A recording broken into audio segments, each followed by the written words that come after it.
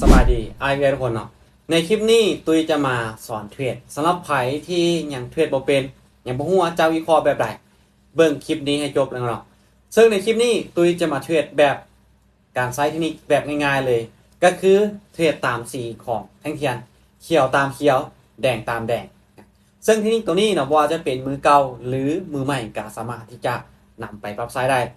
ซึ่งแน่นอนเนาะไผที่เป็นมือใหม่เนี่ยอาจจะยังบ่ฮู้ว่าเขานี่นะจะวิเคราะห์กราฟจะวิเคราะห์การเทรดนี่นะการออกออเดอร์ของเขานี่นะจะวิเคราะห์จากจุดใดฉะนั้นเนาะลองเอาจุดนี้ไปปรับใช้ลองเบิ่งคือเขาจะเทรดตามสีของแท่งเทียนถ้าหากว่าแท่งเทียนเราถ้าเป็นสีใดเราจะตามสีนั่นไปเลยมาเดี๋ยวเบิ่งนะว่าตุ้ยเนี่ยจะสามารถเทรดแล้วทำกำไรได้บ่โดยการเทรดตามสีของแท่งเทียนมาเดี๋ยวมาเริ่มกันเลยว่าเนาะออเดอร์นี้ทุกคนสังเกตเห็นว่าแท่งเทียนเนี่ยทุกคนจะเห็นว่าแท่งเทียนตัวนี้นะแท่งเทียนเราท่าของมันเห็นบ่ตัวนี้มันเป็นสีแดงฉะนั้นในแท่งตัวนี้ตุ้ยกับกดขายลงมาไปอยู่ที่ซาว USDT ซึ่งเทคนิคตัวนี้ตุ้ยเชื่อว่าเป็นเทคนิคที่ง่ายที่สุดแล้วบ่ต้องไปวิเคราะห์อย่างหลัก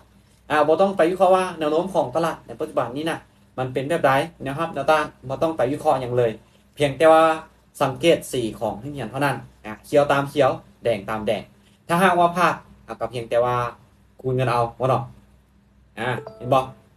ก็ชื่อว่าวินไปในออเดอร์แรกเดี๋ยวตุ้ยจะเทรดให้ทุกคนเบิ่งเป็นกรณีศึกษาจาก 4-5 ออเดอร์จาก 4-5 ออเดอร์เนี่ยเบิ่งกันว่า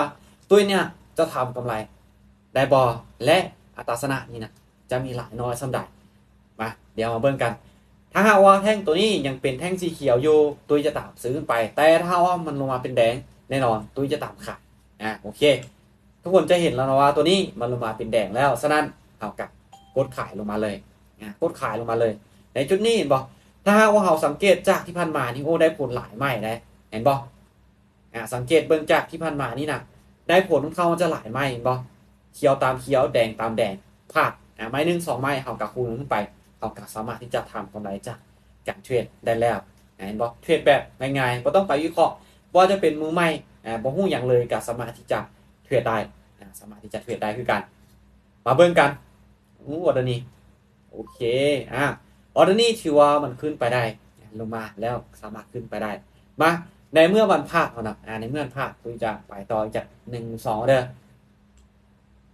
มาจัดเทรดให้คนเบิ่งเป็นกรณีศึกษาเป็นกรณีศึกษาสำหรับใครที่เป็นมือใหม่อยู่ก็เข้ามาในวงการเทรดนี้ใหม่ๆแล้วยังบ่ฮู้ว่าจะวิเคราะห์ตลาดแบบใดลองเอาจุดนี้ไปปรับไซส์ลองเบิ่งมาโอเคออเดอร์นี้เขียวหรือแดงโอเคโอเคเนาะมันเป็นแดงเนาะเป็นแดงเอาตามขายลงมาแต่ถ้าว่ามันเป็นแท่งเทียนน้อยๆแบบนี้เนาะโอกาสหรือว่าที่เราจะพลาดนี่นะค่อนข้างจะสูงถ้าว่าจะเทรดทุกคนให้มันเป็นแท่งเทียนที่มันชัดเจนที่มันเป็นแท่งใหญ่แบบนี้เนาะถ้าหากว่าจะเทรดตามสีของมันนี่เลยถ้ามันเป็นแท่งน้อยแบบนี้มันมักจะเปลี่ยนแปลงในช่วงสุดท้ายเนาะมักจะเปลี่ยนแปลงในช่วงสุดท้ายมาออเดอร์นี้ลงมาได้บ่ลงมาให้เฮาได้บ่3สุดท้าย2ลงมาบ่ได้มาออเดอร์นี้ถือว่าเฮาพลาดมาแล้ว2ออเดอร์เนาะพลาดแล้ว2ออเดอร์ที่ผ่านมานี่นะตุ้ยกับเทรดตามสีก็ถือว่าวินอัตราชนะก็ถือว่าโอเคอยู่มาส่วนนี้ก็ถือว่าเป็นช่วงที่มานั่นของเขาจะเป็นแท่งน้อยแท่งเทียนที่เป็นแท่งน้อยมาโอเคบ่เนี่ยเอาไปต่อเนาะ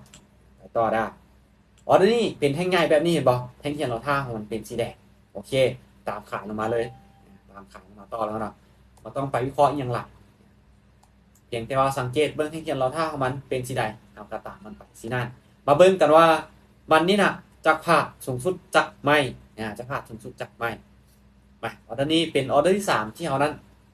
คูณเงินขึ้นไปแล้วเนาะเป็นออเดอร์ที่3แล้วมา10 วิสุดท้ายเนาะ10 วิสุดท้ายมาเบิ่งกันออเดอร์นี้น่าจะปิดแดงงามๆให้เฮาได้เนาะปิดแดงงามๆได้ละ3 2 1โอเคเห็นบ่ถามว่าวินเลทเนาะหรือว่าวินเลทนี่เฮาไปอยู่3ไม้เฮาไปอยู่5ไม้เนาะวิน3พาร์ท2วิน3พาร์ท2มาโอเคไปต่อเนาะไปต่อได้ออเดอร์นี้จะไปอยู่ที่